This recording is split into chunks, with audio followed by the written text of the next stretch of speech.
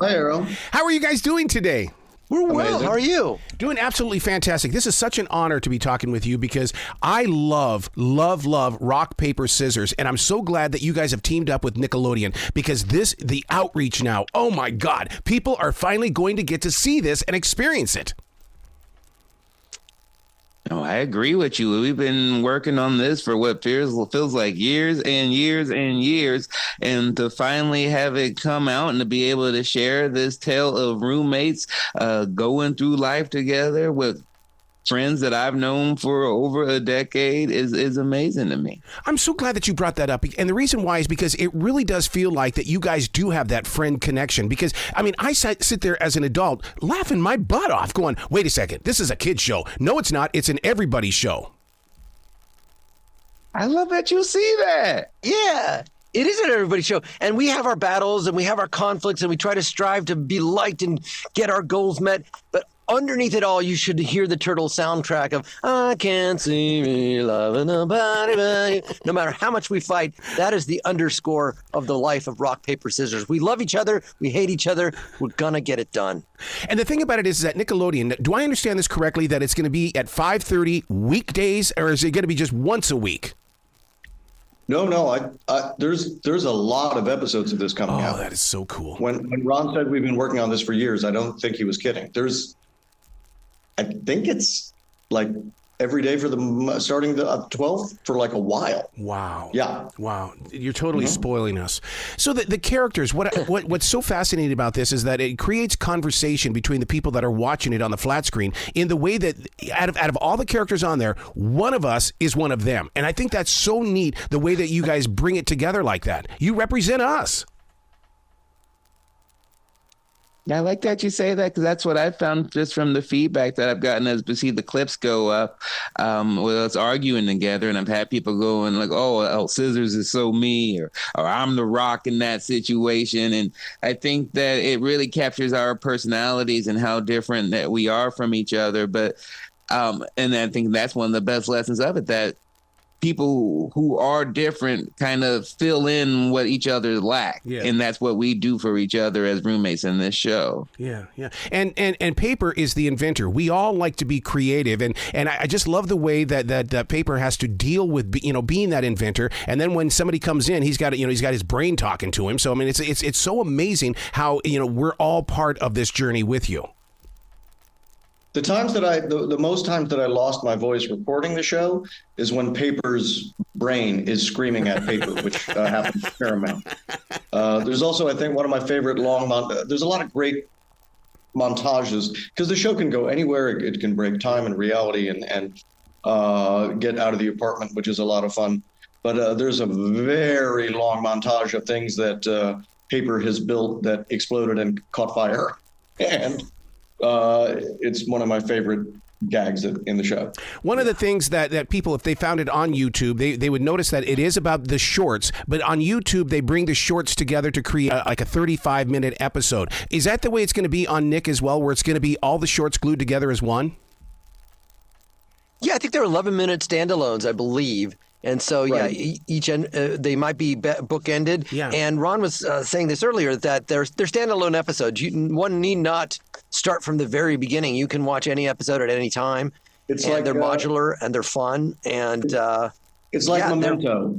Not to plug something else that I'm in, but it's a lot like Memento. You can go backwards, you can go forwards. Yeah. It doesn't really matter. Yeah. You and Guy Pearce. Am I crossing the line when I say that this is the new SpongeBob? That the quality of this show is really going to be the years that we're going to be together? 30 years maybe? Can we put that down? No, from your mouth to God's ears. Not at all. You're not crossing the line. No. Obviously, that would be a real blessing. I think everyone on here is huge SpongeBob fans. Absolutely. And certainly, definitely a lot of inspiration of this show from a show like that was always funny above everything else. Yeah. And genuinely funny above everything else, which is, Yeah, like I'm seeing a parallel here. There's some sense that there is, I would say that Paper would be the sponge of the SpongeBob. Rock would be Patrick, and I would probably be Mr. Krabs. And like Mr. Krabs or oh gosh, what's my good friend Roger Bumpus' character Squidward, all living together in one pineapple. So yeah, there's some of those qualities there for sure. Yeah, I think they're obviously very different shows. I mean, being a big fan of SpongeBob myself, I don't see much overlap between our two shows, other than the fact that there is this tremendous quality to them and this ability to watch them whether you have kids or not. You could watch this with the 7-year-old, you could watch it in your 20s, watch it in your 30s, and there's just really funny jokes and the great episodes. What I love about it the most is just, I think, the amount of excitement that I'm seeing from Nickelodeon, from my friends, from people, my friends, they get used to me being on projects, and for the most part, they are like, well, I'm glad you're in it. But with this one, they can't wait to watch it, and they enjoy it, and they watch episodes with me, and they ask me about it. And I think that's what I see that reminds me of SpongeBob, is just this like, oh, this is fun, and I think we can all get behind this. Yeah, I'm so glad you brought that up, because it is creating a community of its own, and that means merchandise. There's got to be some T-shirts. There's got to be some toy figures. Are you guys going to jump on that? Oh, Carlos, you got a shirt? Well, I know people, Andy. Yeah, it's already out. Wow. I've been a Nickelodeon employee for a long time, Andy. I mean, not to be a jerk, but the home version of a rock you can get many places. Yeah. And I will say that I got this without stealing it from Nickelodeon. It was given to me, Tom. background. Stole that. So when you're putting the voice work together, are you in the studio together in that sound booth? Sometimes. Yeah. Sometimes we are. Yeah.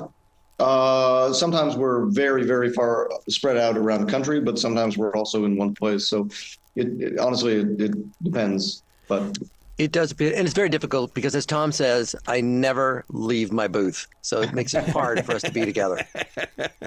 Yeah, because the way that you interact and the bantering between the characters is just so genuine, and there's such a great flow about it. Now, is that just the comedy background that you're bringing to this? Because the pause is everything, and everything that you guys do.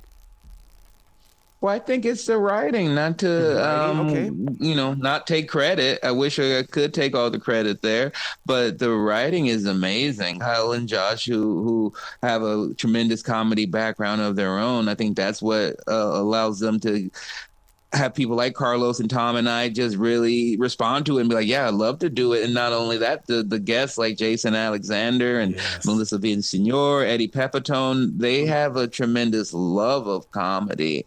And I think that's some of my favorite cartoons were great at that, where they could take these adult comedic voices and make them suitable for children.